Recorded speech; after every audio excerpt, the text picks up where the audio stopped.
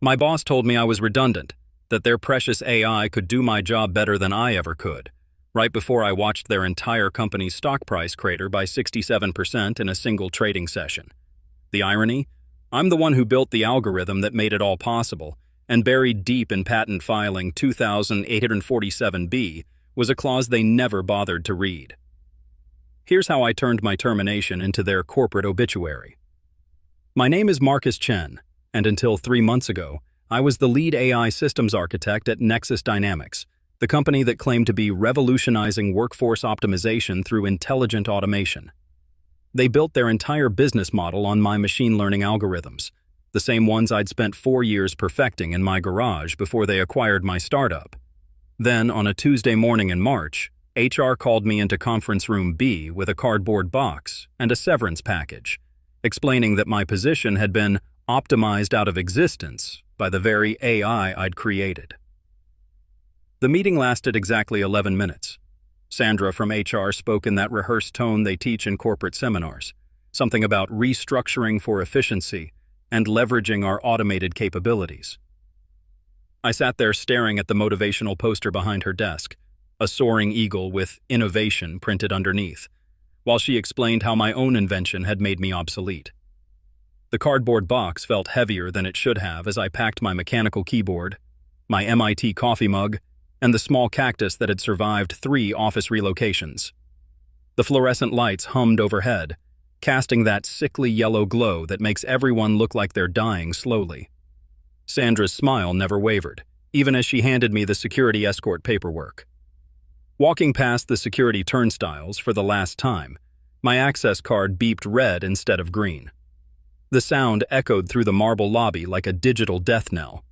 23 other employees got the same treatment that week, all of them casualties of what CEO Jonathan Hartwell called Project Streamline in his company-wide Slack announcement.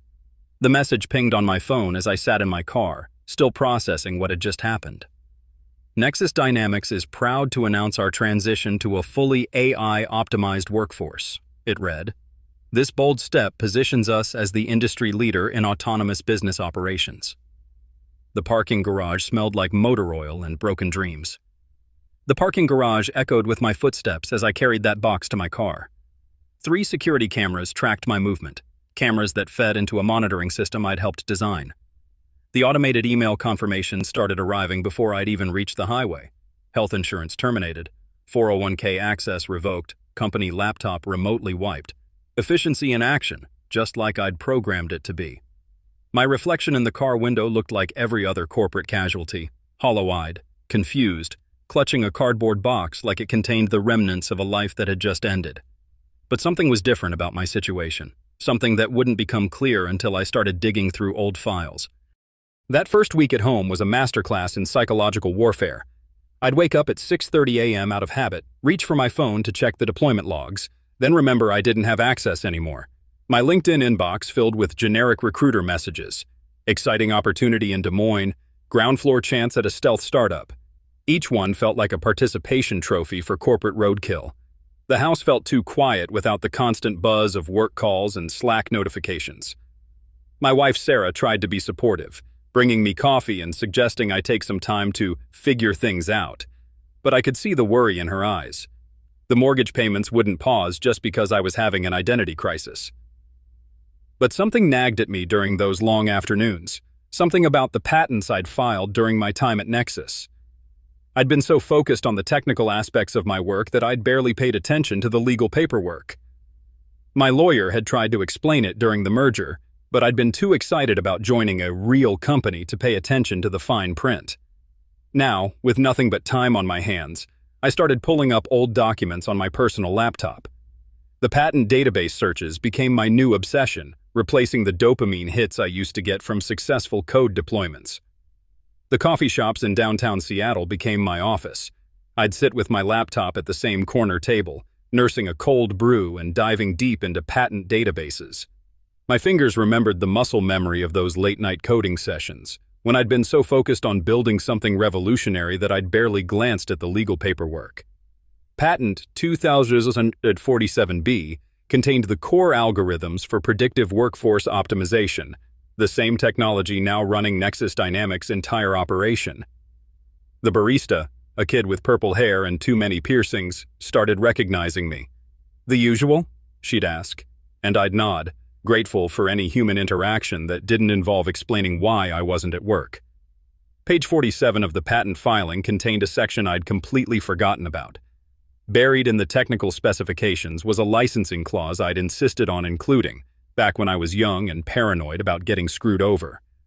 The language was dense, full of legal jargon that would make most people's eyes glaze over, but the meaning was crystal clear. Any implementation of the algorithm required ongoing licensing fees tied to the company's revenue. Not a flat rate, not a one-time payment, a percentage that scaled with success. I'd been so focused on the acquisition deal that I'd never followed up on the patent licensing. My past self had been smarter than I'd given him credit for. Nexus Dynamics had been running my algorithms for 18 months without paying a single licensing fee. Their quarterly reports showed revenue growth of 340% since implementing Project Streamline, all built on technology they legally didn't own. I printed out the patent documents and spread them across my kitchen table like a war room. Sarah found me there at 3 a.m., surrounded by highlighters and legal pads, mapping out the connections between my patents and Nexus's business model. "You look like you're planning a heist," she said, and I laughed because she wasn't entirely wrong. The first letter went to their legal department on a Thursday. Nothing threatening, just a polite inquiry about licensing compliance for patent 2847B.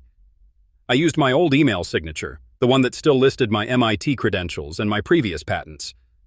Professional courtesy, I called it. The auto-reply confirmed delivery at 2:47 p.m., and I imagined some junior associate in their legal department scanning through it before forwarding it up the chain. I spent the rest of the day refreshing my inbox, waiting for a response that didn't come. Radio silence for 8 days. Then a phone call from someone named Patricia Kellerman, senior legal counsel.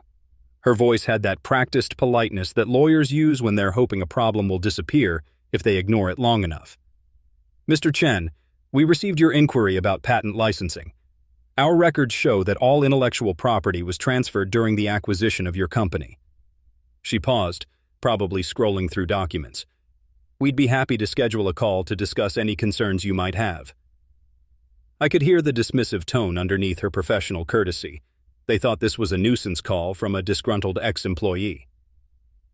The call was scheduled for the following Tuesday at 10 a.m. I spent the weekend preparing, pulling together every document, every email, every piece of evidence that proved my case. The patent office filing showed my name as the primary inventor, with licensing rights explicitly retained even after the acquisition. The merger documents showed that Nexus had acquired my company's assets, but not the underlying patents, a detail their lawyers had apparently missed in their rush to close the deal. My home office looked like a hurricane had hit it, with papers scattered across every surface and sticky notes covering the walls like a conspiracy theorist's fever dream. Patricia Kellerman's voice was noticeably cooler when she called. "Mr. Chen, I've had our team review your claims, and I'm afraid there's been a misunderstanding.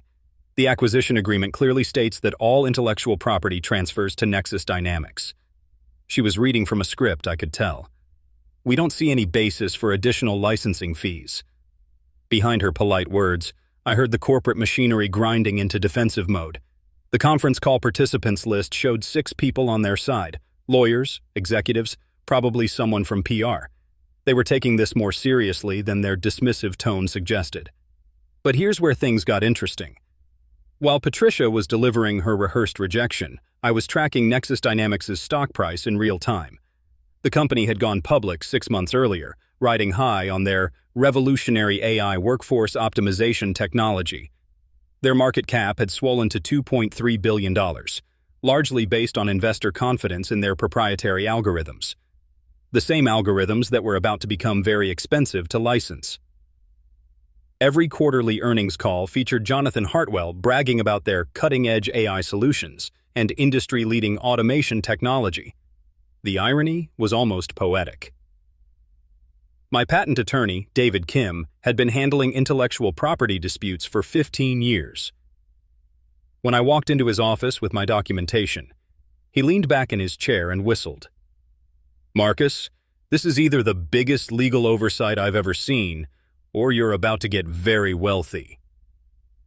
His office smelled like leather and expensive coffee, with law books lining every wall and diplomas hanging behind his desk like trophies. He explained that patent infringement damages could include not just licensing fees, but also punitive damages for willful infringement. Given Nexus Dynamics' public revenue figures, we were potentially looking at hundreds of millions in damages. David's analysis was thorough and merciless. He pulled up similar cases where companies had been caught using patented technology without proper licensing. The damages were staggering, not just the licensing fees they should have paid, but additional penalties for willful infringement. The key question, he said, is whether they knew about the patent and chose to ignore it, or if this was truly an oversight. Given that they'd acquired my company specifically for its AI technology, ignorance would be a hard defense to maintain. We spent 3 hours going through every document, every email, every piece of communication from the acquisition process. The formal cease and desist letter arrived at Nexus Dynamics on a Wednesday morning. Not the polite inquiry I'd sent before, but a legal document with teeth. 24 pages of patent law, precedent cases, and damage calculations that would make any CFO break out in cold sweats. The letter demanded immediate cessation of all operations using my patented algorithms, plus retroactive licensing fees calculated at 12% of gross revenue for the past 18 months. David had included a detailed breakdown of similar cases and their outcomes, painting a picture of corporate devastation that would make even the most confident legal team sweat. Jonathan Hartwell's response came within hours. Not through lawyers, not through official channels, but as a direct call to my cell phone. His voice carried that particular strain of panic that comes with watching your company's foundation crumble in real time. "Marcus, let's talk about this like adults. There's no need to get lawyers involved." He was using my first name now, like we were old friends instead of former employer and discarded employee. I could hear the desperation bleeding through his practiced executive confidence. The same man who'd approved my termination 3 months earlier was now begging me to answer his calls. I let him talk for 10 minutes, listening to his increasingly frantic explanations about misunderstandings and good faith negotiations. He offered to bring me back as a consultant, to give me a better severance package, to discuss creative solutions that would benefit everyone. The coffee shop was nearly empty, and I could hear his breathing through the phone as he waited for my response. "Jonathan," I finally said, "I think we're past the point of friendly conversations. My attorney will be in touch." The silence on the other end was deafening. The preliminary injunction hearing was scheduled for the following week. David explained that this was the nuclear option. If granted, it would shut down Nexus Dynamics' core operations immediately. The judge would have to decide whether there was sufficient evidence of patent infringement to justify halting their business while the case proceeded. Nexus's stock price had already dropped 23% since news of the patent dispute leaked, and their investors were getting nervous. The financial press was starting to pay attention, with headlines like "AI Darling Faces Patent Challenge" and "Nexus Dynamics Foundation Under Legal Attack." The night before the hearing, I couldn't sleep. I kept thinking about all the employees who would lose their jobs if the injunction was granted. People like me, who'd just been trying to build something meaningful. But then I remembered Sandra's practiced smile as she handed me that cardboard box, and Jonathan's casual dismissal of the 23 other employees who'd been optimized out of existence. They'd made their choice when they decided human beings were redundant. Now they'd have to live with the consequences. The courthouse was a monument to bureaucracy, all marble columns and intimidating architecture designed to make people feel small. David met me at the security checkpoint, carrying 2 briefcases full of documentation. Nexus Dynamics had brought an army, 8 lawyers in matching suits, looking like they'd been ordered from a corporate catalog. Jonathan Hartwell sat in the front row, his face pale and drawn. He'd aged years in the past month, and I almost felt sorry for him. Almost. The judge, a stern woman in her 60s, listened to both sides with the patience of someone who'd seen every corporate drama imaginable. David presented our case methodically, walking through the patent documentation, the acquisition timeline, and the clear evidence of infringement. Nexus's lawyers argued that the patents were invalid, that the acquisition had transferred all rights, that this was merely a disgruntled employee seeking revenge. Their arguments felt desperate, like they were throwing everything at the wall to see what would stick. When the judge granted the preliminary injunction, the silence in the courtroom was absolute. Nexus Dynamics had 72 hours to cease all operations using my patented algorithms, or face contempt charges. Their stock price plummeted in after-hours trading, dropping another 44% as investors fled. The financial news picked up the story immediately, with analysts calling it the most expensive patent oversight in tech history. My phone started buzzing with calls from reporters, but I ignored them all. This wasn't about publicity. It was about justice. The settlement negotiation took place in a conference room that overlooked Elliott Bay. Jonathan Hartwell sat across from me, flanked by 3 lawyers and a PR consultant. His confidence from our phone call had evaporated, replaced by the hollow-eyed look of someone who just realized his empire was built on sand. The preliminary injunction had already been filed, and Nexus Dynamics' stock price had dropped 23% in pre-market trading as news of the patent dispute leaked. The conference room smelled like desperation and expensive cologne. "What do you want, Marcus?" he asked, his voice barely above a whisper. The irony wasn't lost on me. The same man who'd congratulated himself on making me redundant was now begging me to name my price. I slid a single sheet of paper across the mahogany table.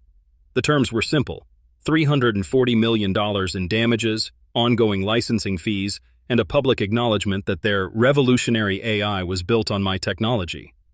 The number wasn't arbitrary. It represented exactly what they'd cost me in lost equity, career damage, and the 18 months of licensing fees they'd avoided paying.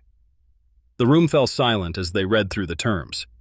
One of the lawyers whispered something to Jonathan, who just shook his head. The PR consultant was already typing on her laptop, probably drafting statements for different scenarios. I sat there quietly, watching the Seattle skyline through the floor-to-ceiling windows, feeling oddly calm for the first time in months. This wasn't about revenge anymore. It was about fair value for work that had been stolen. The negotiation lasted 6 hours. They tried to lowball me, offering $50 million and a licensing agreement that would have given them my technology for pennies on the dollar. I stood up to leave twice, watching their panic increase each time. By the end, they were offering $200 million, then $300 million, then finally accepting my original terms. The wire transfer paperwork was signed at 8:47 p.m., witnessed by 4 lawyers and a notary who looked like she'd rather be anywhere else. The wire transfer hit my account on a Friday afternoon. $340 million, plus an ongoing licensing agreement that would pay me 8% of Nexus Dynamics revenue for the next 10 years. I was sitting in the same coffee shop where I'd first discovered the licensing clause, watching the numbers appear on my banking app. The barista was playing some indie song about second chances, and I couldn't help but smile at the soundtrack to my vindication. The purple-haired kid looked over and nodded, probably wondering why I was grinning at my phone like an idiot. Nexus Dynamics' stock never recovered. The company that had prided itself on optimizing human redundancy discovered that some humans are irreplaceable. Jonathan Hartwell resigned 2 months later, citing personal reasons in a press release that fooled no one. The AI systems I'd built continued to run, but now they were paying me instead of replacing me. Sometimes the best revenge is simply being too valuable to fire. The irony was perfect. They'd tried to make me redundant, and I'd made them dependent on me forever. The aftermath was surreal. Financial magazines wanted to interview me about the patent case that changed everything. Law schools started using my case as a teaching example. Other tech workers began scrutinizing their own patent agreements, looking for similar oversights. I turned down most of the interview requests, but I did give one quote that made it into every article. They said I was redundant, but it turns out I was just undervalued. The story became a cautionary tale about the dangers of treating employees as disposable assets. 6 months later, I was sitting in my new office, a converted warehouse in Georgetown with exposed brick walls and natural light streaming through skylights. My new company, Phoenix Dynamics, was built on the principle that human creativity and AI should work together, not in opposition. We'd hired 12 of the employees who'd been laid off from Nexus, including Sandra from HR, who'd turned out to be as sick of corporate doublespeak as the rest of us. The revenge was complete, but it had evolved into something better, a chance to build something meaningful. Please like and subscribe.